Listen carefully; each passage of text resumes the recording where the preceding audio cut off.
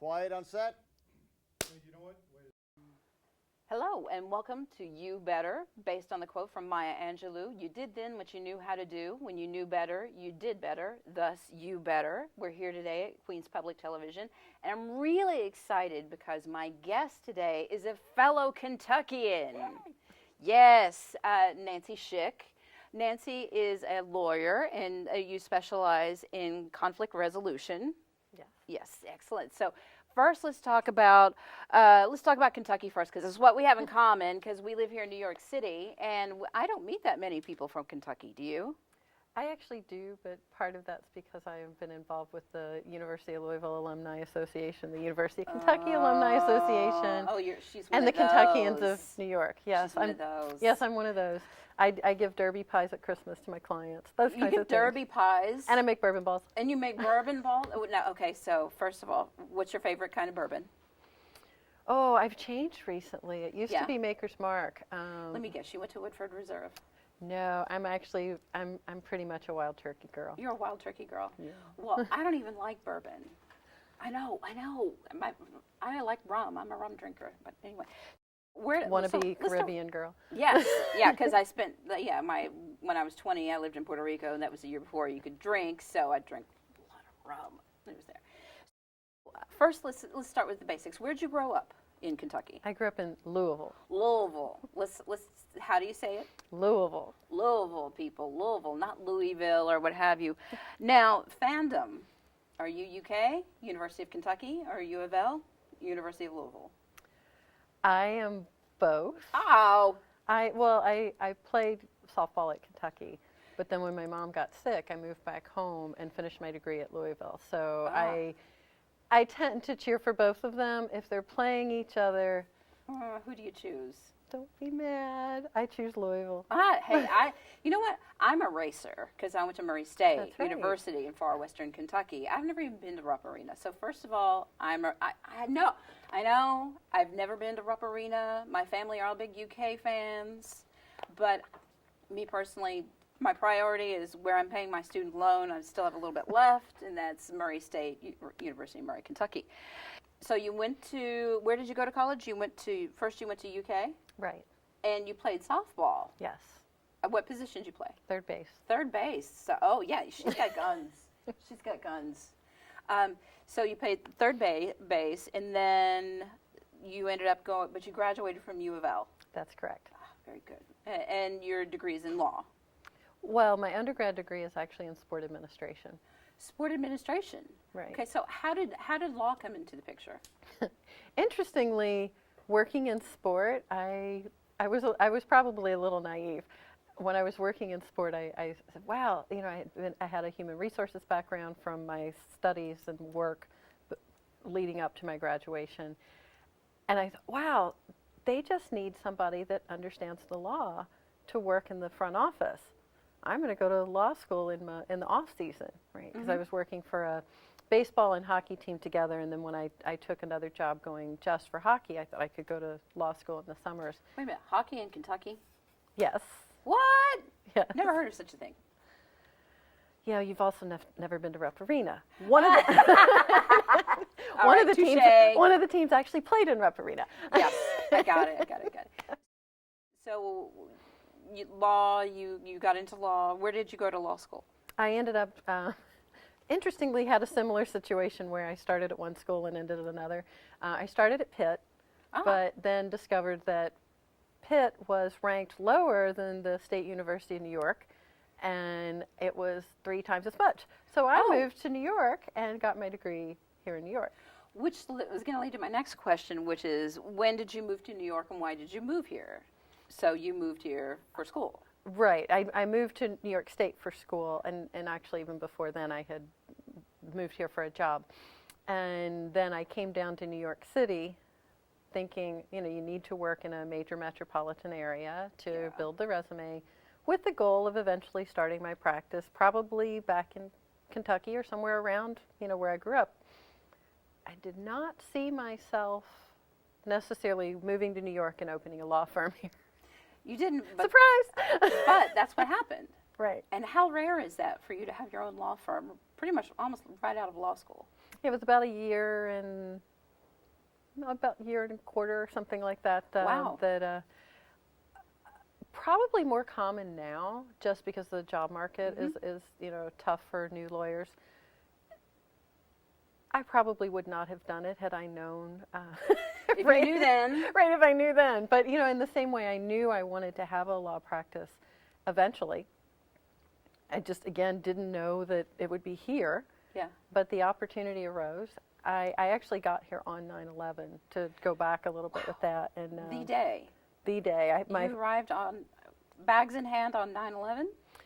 Well, not all of my bags. I was here for an interview and really got that New York was not what I thought it was. Obviously there was a change in the society of New York City, right? I mean, for obvious reasons. What a day to move here. Yeah, so I was here for my interview. I ended up on Long Island that day, and so I had changed my plans last minute to be on Long Island, but still had a huge impact on me. And I said, even if I wasn't going to get that job, I knew right then that I was coming back to New York because there was going to be work that needed to be done, and I was going to volunteer. I ended up getting that job. Oh, good. But I would have been here anyway. There's something at that point I just knew New York needed me. Were you like me, and Sesame Street brainwashed you as a child and made New York City look like the place to be? No. No. As a matter of fact, you say Sesame Street, and I think of Oscar the Grouch, and I liked him, but I wouldn't have wanted to live with him. Oh. And that was how I saw New York City. Oh, really? You see, that's funny, because when I was going to move here, I moved here in October of 1999, and I was living in Murray. I just finished my master's degree, and I had people who said, why do you want to move to New York City? Do you want to get shot, raped, murdered? Why? And you didn't like say that. yes? Yes, that's exactly what I want. That's why people go to New York. That's why they go there. Julia. Julia, yes, that's right.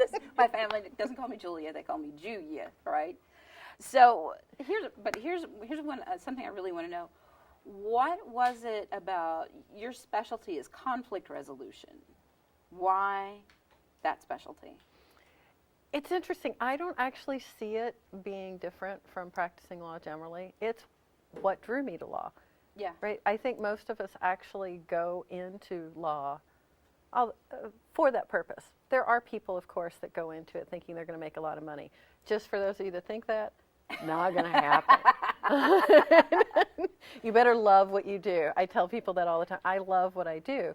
And it was really about that for me, although I saw myself originally going back into sport, right, to take my law degree back into sport, and life had a little bit different plan for me. But it was really about that. It's our law, and this is what I really stand firm in now. It's our law, but most of us don't understand it.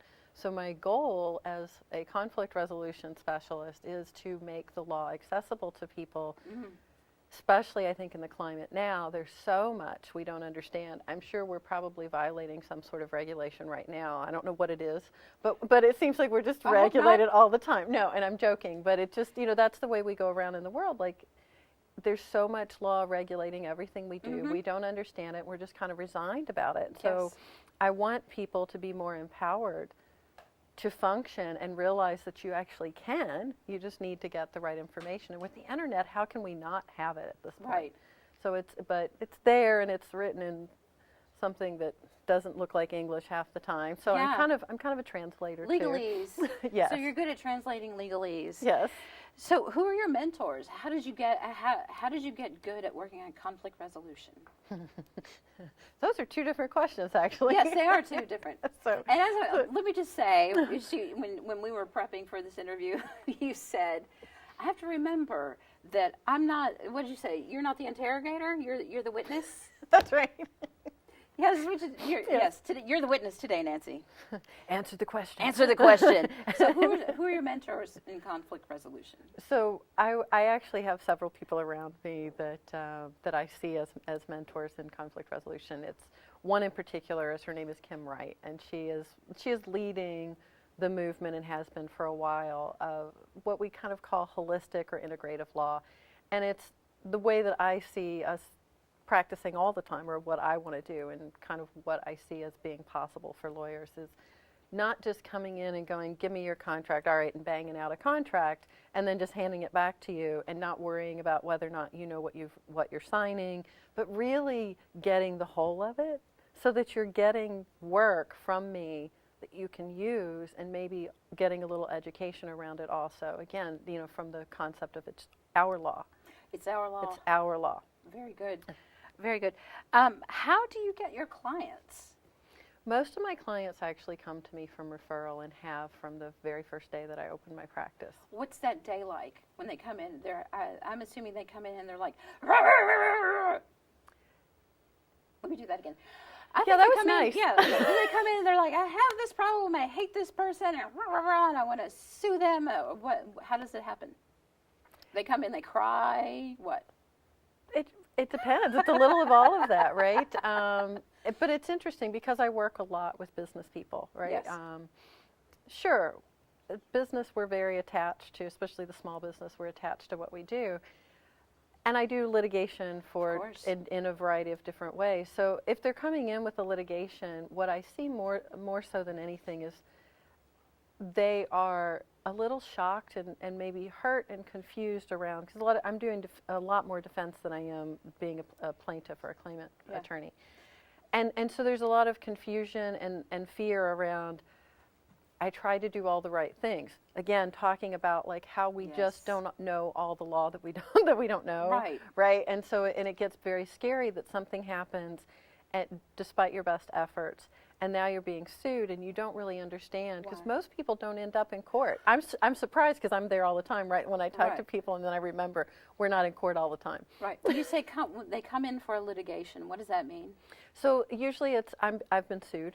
Oh, I'm being sued, or is it I sued. want to sue somebody? It's usually because I do a lot of defense work in civil. So it's it's maybe a business owner that's being sued because there's something in a contract that they didn't read. They didn't read. Because somebody banged it out, or they downloaded it from something on the internet, and they don't really understand what's in it. And they're like, oh, it's a standard contract. Right, and so they're just scared at that point. Yeah. So depending on what the situation is, they may be just calling and being very afraid and want some guidance. I do occasionally get someone that this is garbage, I want to counterclaim, and they're angry. But with my training, the conflict resolution is really about mediation. That's where I've gotten most of my training. And one of the things we learn to do as mediators is to listen for what's not being said.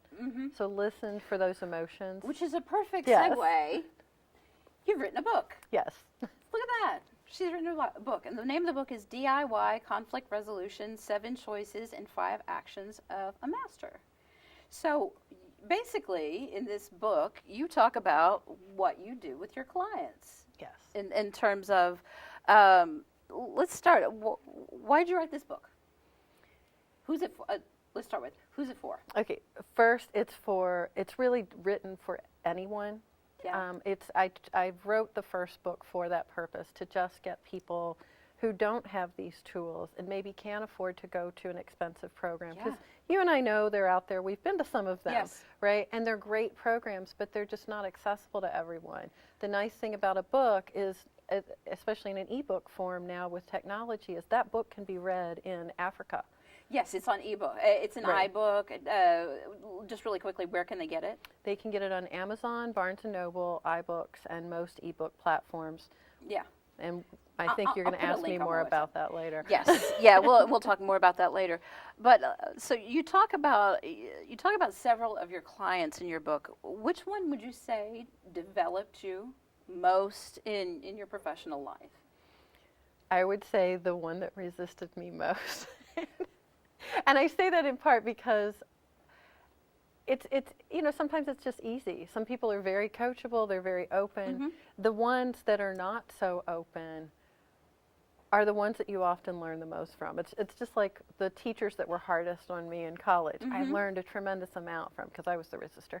Can you give a specific case? So give us a real example. So a real example is, I talk about a couple in the book where one of the spouses, trying to again be very mindful of any details for privacy.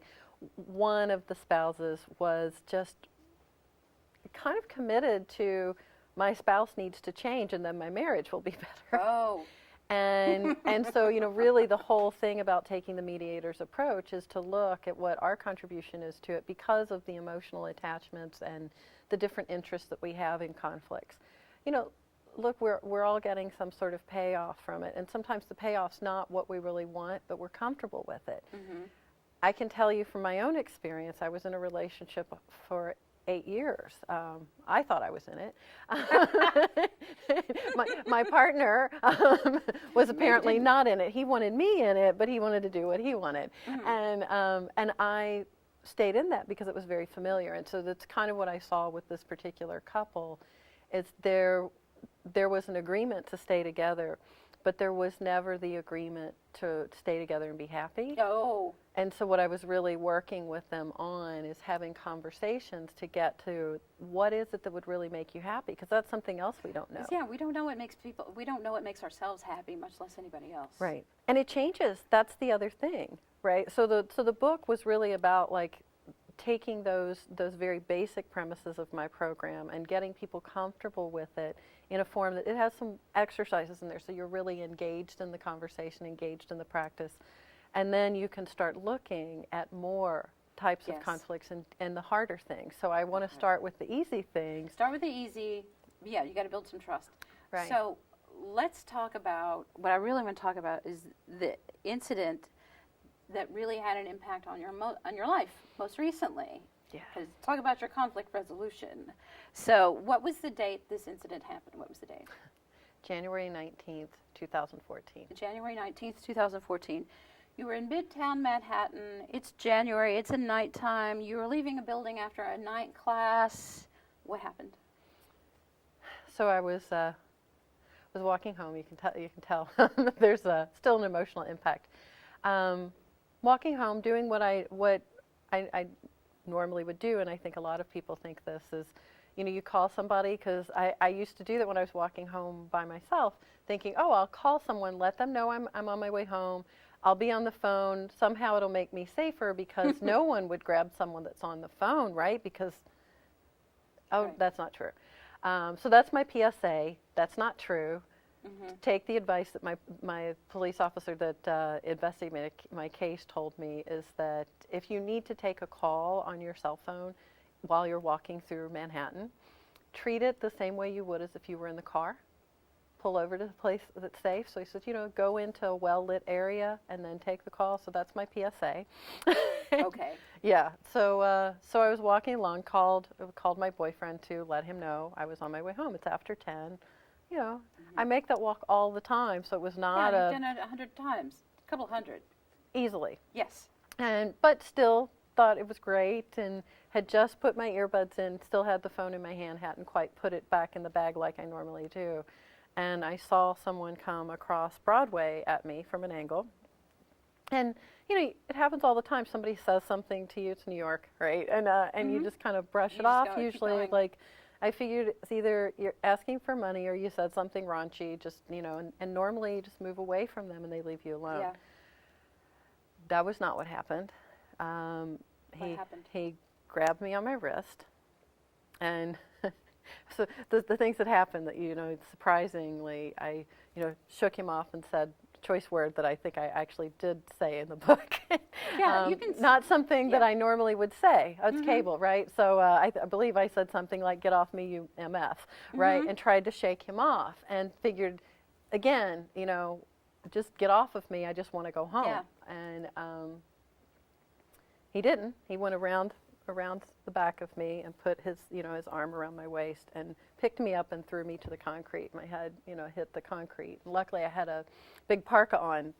The hood broke a little bit of it, so the concussion wasn't near as bad. And the whole time, I remember thinking, why is no one helping me, right? But at that point, I'm on the ground. He climbed on top of me, and I am a rape survivor. So, look, man, I don't know climbs on top of me. It's on. Yeah. Right, and I am a little scrappy. I'm a girl from Kentucky, right? Yeah, you play softball. So I just, I surprised myself how much I fought back. Mm-hmm. But not knowing what was going on, I just fought. And in retrospect, there's all that stuff that goes through your head, like, oh, now that it looks like he was probably just trying to rob me, I wish I had known. I probably would be like, here, right? Yeah. But I was fighting, and I remember still holding on because I had been on the phone with Peter, and I kept holding on to the phone thinking, if I let go, he's not going to know I'm okay. Like, this is the stuff that goes on in your mind when you're just in survival mode. And ultimately, my attacker did overpower me. I remember it very clearly. He had gotten into my bag, and I saw my wallet fall like right on the side of me. And I let go at that point of the phone, and that's when apparently I realized he just wanted the phone. So he took off with the phone, but there had been a Rangers game that night, and I'm very thankful to the Rangers. Loved them anyway, and now love the Rangers even more. 2 off-duty police officers had been at the game and heard me screaming, but couldn't see me because there was a food truck. Still wondering why the guy in the food truck never helped me. Not going to go there.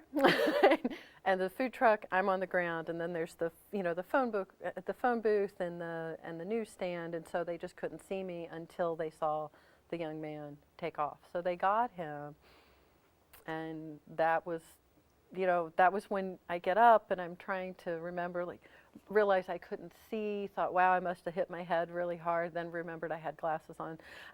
Yeah. Like, I can laugh about it a little bit now because I'm okay. Right, Yeah. I'm here. I'm talking to you. Yeah. But, so they chased him down. they got him about half a block. They got him about half a block. They arrested him. Yes.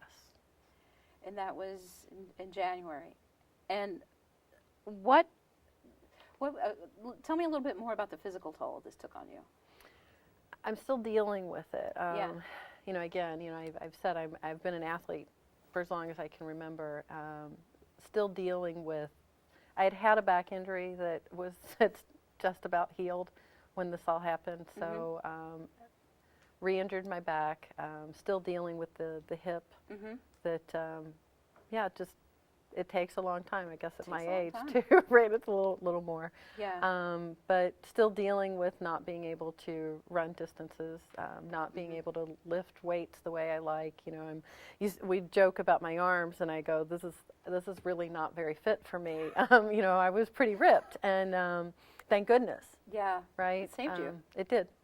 Saved you from really serious injury. Yeah. So, before we get to the emotional toll, what's been that aftermath? What happened with this case? So we're actually going for the sentencing in a couple of weeks. So May. And I'm going with you. Yes, and thank you for that. Yes, and so it's been a long process. One thing that I'm really glad I did, and also a PSA, there is a crime victim treatment center that I was told. Talk about the Kentuckians again. Of all the police officers in the world to investigate my case in New York City, right? It's a guy who graduated a year behind me from a neighboring high school in Louisville, Kentucky. No way. No way. What are the odds of that, man? Exactly. So I said, in some ways, I don't know why, like 9/11, I was spared. I'm here. I don't know, but for some reason, I'm here. Somebody's looking out for me. Somebody sends me these little angels in my world, or whatever you want to call them. And so the investigator told me about the Crime Victim Treatment Center, and he said, look, you're going to have a toll on this. Yeah. And I'm also trained in this, so I know to look for it. So I saw it almost immediately, the inability to have conversations with Peter, my boyfriend, and said, this is not what I want. I'm not going to take a step back. I've been through a lot of stuff in my life that I've overcome, and I could see how this event could have thrown me back all of those years and been right back in. I can't function. So I took advantage, was in counseling weekly until the end of January, when I got that I was well supported and still functioning. Somehow managed to still publish a book and and you keep my law firm going and have all of it still work. So it's been a lot of just holding it all together. Absolutely. But out of that is in part the book comes right out of that of I know that my training had a lot to do with me functioning last year and not completely falling apart. Yeah. And knowing how to ask for the help I needed, knowing what to look at, having the courage to look at some nasty things, because it did. The attack brought up things that happened to me when I was much younger. Yeah. You know, when you've been a victim at any point in your life, Yeah. if you don't get it complete, and It you festers. you have something that reminds you of that later, you go back. Absolutely. And you kind of, that's just kind of how our brains work, because the Yeah. brain can't distinguish, right? So Yes. I knew I needed to have support, and I took advantage of that. So tell me, you've already told us one life lesson, which is when pull over when you're talking on your phone in a well-lit area. What are two other sort of life lessons you learned from this? Take help. Take help. Yeah, definitely take Yeah. help. Get counseling. Take advantage of the counseling.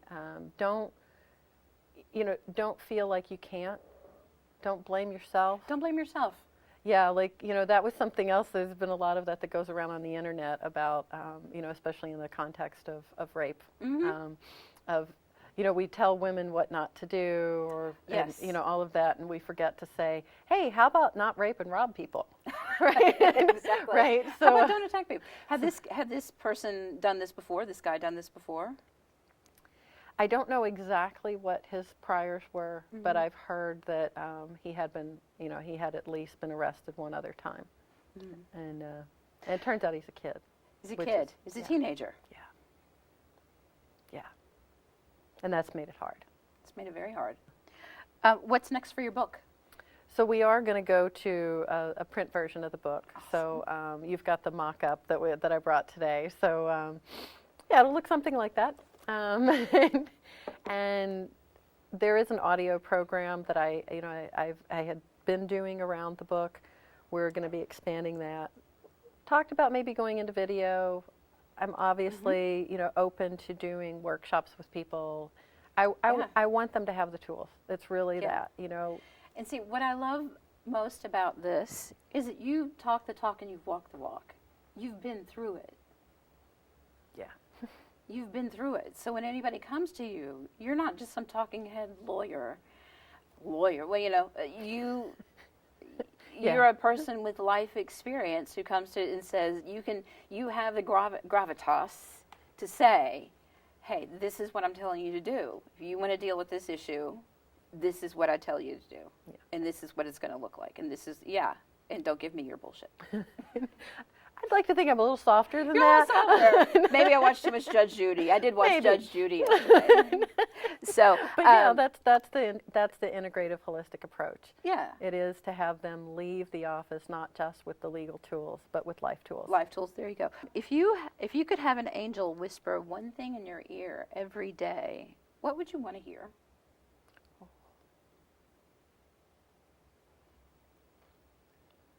Oh boy, that's a good one.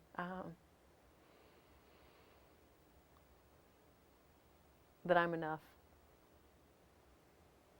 That's it, you're enough. You're enough. My last question is, you really thought it was important to do this interview. Why? It's exactly why I wrote the book. These tools are available and people don't know. And I see so much suffering around things that people don't need to suffer from. So if I can get that to people, whether it's use the downloadable tools that are free, or you buy the book or whatever, just go to a program, whatever you want to do, just know that you don't have to keep suffering. Exactly. Yeah. Anything else you want me to ask you? No, I'm good. Excellent. Well, thank you so much. And this has been You Better. And we have a series. We have 2 more interviews coming up. It's a series of 3, so stay tuned. All cameras keep rolling. Anthony, bring me your camera. We're chit-chatting. Okay. Chit-chatting. Chit-chat, bourbon balls. Did we miss anything? It's all right.